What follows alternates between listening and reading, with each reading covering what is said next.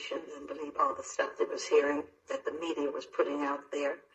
And he used to come to me sometimes and tell me, he said, Mother, just think, what I love most in this world are children, and they, and I'd rather slit my own wrist before I hurt a child, and this is what they're trying to pin on me.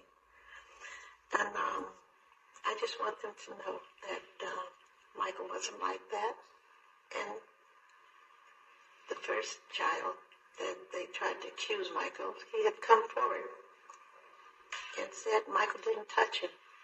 And he had said that before, but he was afraid because he was afraid of his father. But the father has committed suicide since he came out and told it. So maybe his conscience was bothering him, the reason he did it, I don't know. Who back in the early 1990s, in a highly publicized case you probably remember, accused Michael Jackson of molesting him. Well, that father committed suicide in Jersey City. I do. The punishment, if Dr. Murray is convicted, this is involuntary manslaughter after all, and I believe the maximum sentence is 4 years in prison. How does that sit with you? Not good at all. I think if someone's under a doctor's care, especially a doctor, and they die with him, seeing over him, I think that 4 years is not enough it's not enough for anyone losing their life under someone else. I think they should pay, just like they've taken the life away from my son. I think he should pay for it. There are a lot of lies about your son out there and misconceptions.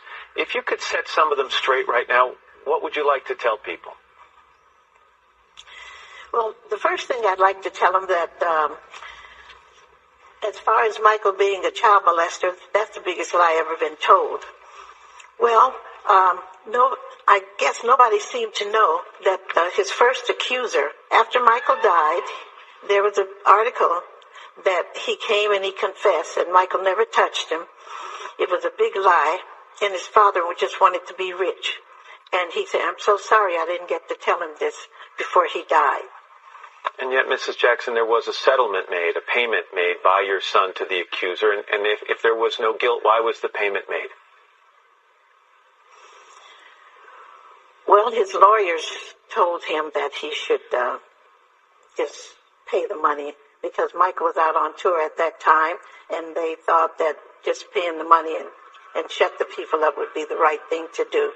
But Michael was upset about it, and I was too, because as soon as I heard it, I called him, and I said, why did you do that? That makes you look guilty. He said, well, the lawyers told me to do it. He said, I didn't want to do it either, Mother. I wanted to fight it because I knew it wasn't the truth.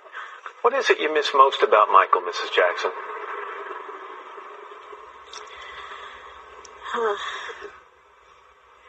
I can't say what I miss most, but I just miss him, period. I just miss him from not being here. I miss his voice. I miss his singing. Sometimes when we're around, he'd start to sing, and